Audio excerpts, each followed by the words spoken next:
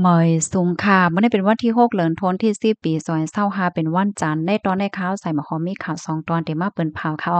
ตอนที่1ค่ะฝนตกน้ำท่วมมีคนรู้เส้นสายใจกว่ายาว60ปลายข่าวเที่ยงตอนหนึ่งค่ะอิงเนอล่มเลี่ยงลงเตขึ้นในเสแลแข่สั่งให้กวนเมืองแสนปลายงึ่งอยู่ที่ลอดเพอ่อนตั้งเปิ้นได้แต่ก็เฮามาถ่อมด้วยข่าวง้าวตั้งปอตอนเมืองนีป้อและอินเดียอ่อนตั้งค่ะเนาะเมื่อวันที่5เดือนธันวาคมที่10ปี2025ในมีข่าวง้าวออกมาว่าอิงเนอฝนลงตกแห้งเสียก็เฮ็ดให้น้ำท่วมลินกวนลินปังละลายตีเฮ็ดไหนถึงตีมีคนรู้เส้นสายใจกว่ายาว60ปลายเนี่ยค่ะเมื่อหนังตีหนีป้อก้อยขนอฝนตกแห้งในตั้งแต่เมื่อวันศุกร์ตีป่นมาเฮ็ดให้น้ำในแม่น้ำในมันเพิ่มขึ้นเหี่ยวก็น้องล้นฝั่งละลายปื้นตีค่ะเกี่ยวเลยลองในฝ่ายจอยเทียมเพศเขาเนี่ยก็ลาดว่า ตีเมืองหนีป้อค่ะเนาะก็ตีอัญญาเพศสภาวะปอกำในเหี่ยวก็ดูเซนสายใจกว่าในมี43ก็หาลายกว่าในฮาก็ในคาตา37ก็ในลู่เสียงย้อนปวายาลินกวนปังเต็งใสตีในปื้นตีเอวลามเนี่ยค่ะเป็นที่อัญญาเพศนำแห้งสุดเฮ็ดจังไหนก็เปว่าเส้นตาสายตั้งเนี่ยก็มันปิกมันก๋อยกว่าเฮ็ดจังไหนเฮ็ดให้ภูมิปนพรเขาอ่ำจางเขาจวยเฮ็ดไหนอ้อ แม่น้ำละลายสายตีในเว้งหลงกะทะมันถูเมืองหลวงของหนีป้อกอนำในตื้อขึ้นเหมือนกันไหนค่ะเฮ็ดให้ก้นวันก้นเมืองอันอยู่หิมฝั่งน้ำในก็ย่าเพ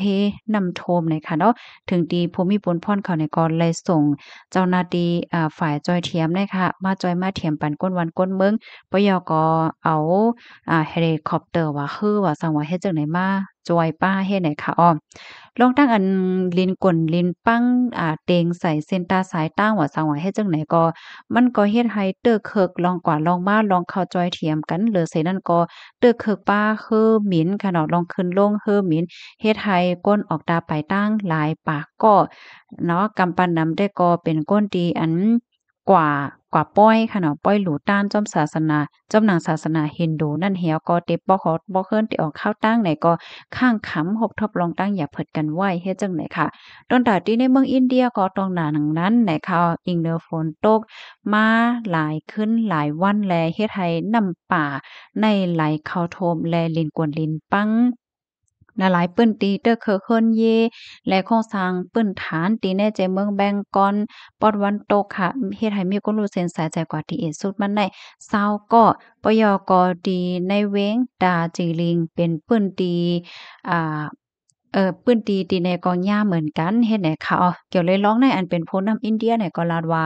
ใจแอมดีจ้อมลองตั้งเปิงเป็นในเต๊ะๆเฮียก็ได้ให้ภูมิพลพรเขาได้จอยเทียมปันกว่าเฮ็ดไหนคะอ้อข้อมูลตอนนี้ก็ค่ะเลยเปิดมาที่ห้องการข่าวไทยรัฐออกไว้เฮ็ดจังไหนคะอ่า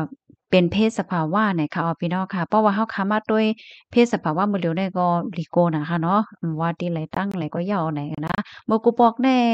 ฝนตกน้ำท่วมอะมีก้นลูกก้นเซงว่านี่มันบ่สุแลยินดอกฮึมจังแลยินให้เนี่ยอันได้แน่เพราะว่าฝนตกน้ำท่วมเนี่ยก็ก้นลูกก้นเซงให้เนี่ยก็มีเนาะเพศสภาวะมันแห้งหนาจังได๋กำไนเฮามาถ่อมด้วยข่าวเงาที่เมืองแขค่ะที่เมืองแขเนี่ยก็เลยสั่งให้ก้นวันก้นเมืองได้150,000ปลายก็อยู่ที่ลอดเพเนี่ยอ้อเมื่อวันที่5เดือนธันวาคมที่10ปี2525ในมีข่าวเงาออกมาว่าลมแรงหลงแมดโม เตจางพัดขึ้นพัดเข้าตีในเมืองแขที่เว้งหลงกวางตุ้งตั้งปอตอนใต้เมืองแขเฮ็ดอันเหียแลพอมีมนต์พรเข้าในเกาะและให้ก้นวานก้นเมืองอันอยู่หิมห้อม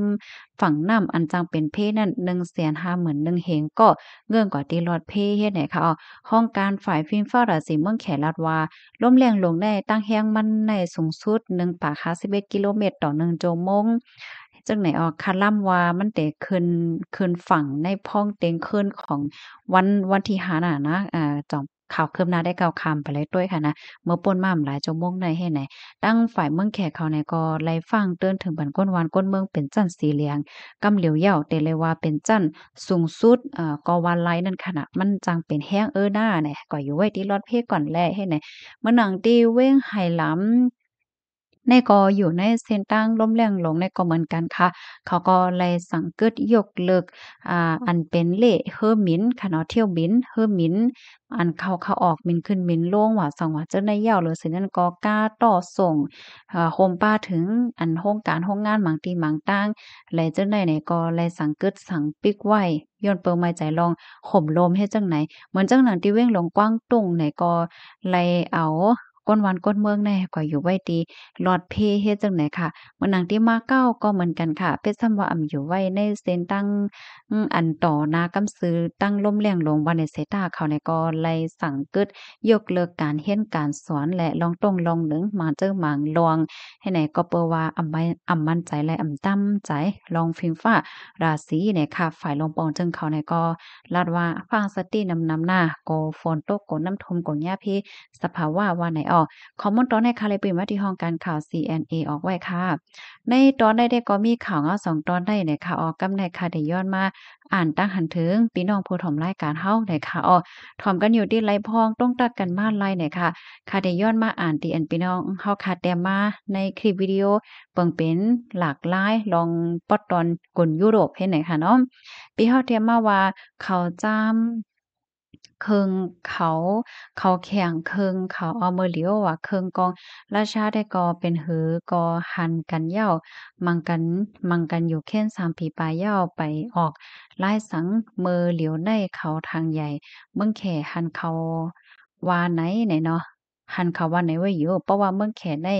ไปไล่ตึกเมืองไหลไผก็เตไปโฮ้นำกัดไล่เขามือเหลียวในเขาค่ายทางใหญ่เมืองแข แห้งมื้อเหลียวไนเนาะเขาว่าเมืองแขอ๋อค่ะอันนี้ก็ปั่นตั้งหันถึงมาไหนค่ะเนาะเขาว่าเมืองแขได้ขึ้นเป็นเบอร์หนึ่งเขาเหอกันหน้าอเมริกันเตโตกเขาว่าให้ไหนเนาะอ๋อค่ะอันนี้ก็ยินหลีนจ้มค่ะเนาะเป็นใต้อ่องเฮาค่ะที่อันเตรียมปั่นตั้งหันถึงมาให้ไหนค่ะอ๋อเนาะมื้อเหลียวได้ก็ตั้งปอตอนกุนยุโรปค่ะเนาะ เฮาค่ะได้ก็ได้แก้ๆหันไฟลับไฟหมอดเมื่อก่อนก็ต้อนย้ำโหแหลมต้อนย้ำยินเฮ็ดในนั้นน่ะเนาะที่เป็นฮือกว่าในก็เฮาค่ะก็สึกไปด้วยกว่าแทงในค่ะมาแทงค่ะโคยินอย่าให้ตาหันตาหันอย่าให้ตัวทบเสกรรมเนี่ยค่ะว่าแม่นออกพี่เฮาค่ะเตรียมมาเฮ็ดไหนพี่น้องเฮาค่ะวนด้วยค่ะเหรอเพราะว่าเป็นคนออกข้าวตั้งเนี่ยอ้าวโลหยาบเป๋แจ๋เนี่ยแฮ่งในคนที่ออกข้าวตั้งเนี่ยเขาได้วางแผนไว้หมดแล้วค่ะเนาะ ข้าวในเตลูกเว้งในกว่าที่เว้งในปอกว่าถึงเว้งในเหย้าเตลูกที่เว้งในสืบกว่าแทงเว้งในเฮ็ดให้มันก็ในเปิ้นออกข้าวตั้งเนี่ยมันเป็นหลายต่อหลายตอนเฮ็ดจั่งเนี้ยเนาะเพราะว่าลูกเว้งในกว่าลงที่เว้งในดีกว่าการที่ในดีกว่าเฮ็ดอันนั้นอันในเนี่ยเข้ายามในเขาได้ตัดมักไว้กำเหลียวก็ก็ว่าเพราะว่ามันมีหลองของคำตีกว้างเฮ้อหมิ่นจังออกจังบินว่าเนี่ยก็มันก็ตึกคือเข้ายามแต่ว่าๆค่ะเนาะมันหนังมันก็ในคินเปิ้นไว้เดี๋ยวก็เฮ็ดปางกลมว่าซังว่าจังไหนเฮ็ดไหนนั่นน่ะนะ อ๋อค่ะนี่ก็เป็นข่าวเงาตั้งปอตอนยุโรปเฮ็ดไหนเนาะกำในแต่ย้อนมาอ่านตั้งหันถึงอันพี่น้องเฮาค่ะแต้มมาตีสาวอ่อนอายุ15ไอ้เนาะย่อมเฮ็ดแม่หมอกยาเปอหาเงินซื้อข้าวกินและส่งปันตีเฮิรนในว่านะหลายๆก็ไล่ถ่อมไล่ยินข่าวงาโหได้ย่อก็เป็นอันสิหลายนะในค่ะว่ายินเสียหลายจัดปานสาวอ่อนนั่นน่ะเนาะในค่ะสาวอ่อนเมื่อเหลียวใน เขาก็มีลองแข่งต้านนำกาปันมื้อเหลียวในของกินของใช้มื้อเหลียวเฮาค่ะเนี่ยก็หากินหยาบไว้จั่งหนังว่านั่นนะกำพ้องสำคัญเหตุการณ์มันจ้องหารายง่ายอ่อนนั่นเฮ็ดแหน่เนาะอ้อค่ะเพราะว่าเฮาค้ามาโดยเงาลายมื้อเหลียวในค่ะนะเหี่ยวก็ภาวะจัดปานก้นหนุ่มหมางจื้อค่ะเนาะเฮาว่าหมางจื้อเนี่ยค่ะนะมันก็วนหยาบเป็นรองหยาบแล้วเป็นรองหยาบไว้ค่ะเนาะพี่น้องค่ะ เฮียงเลยว่าเฮ็ดนั้นแหนม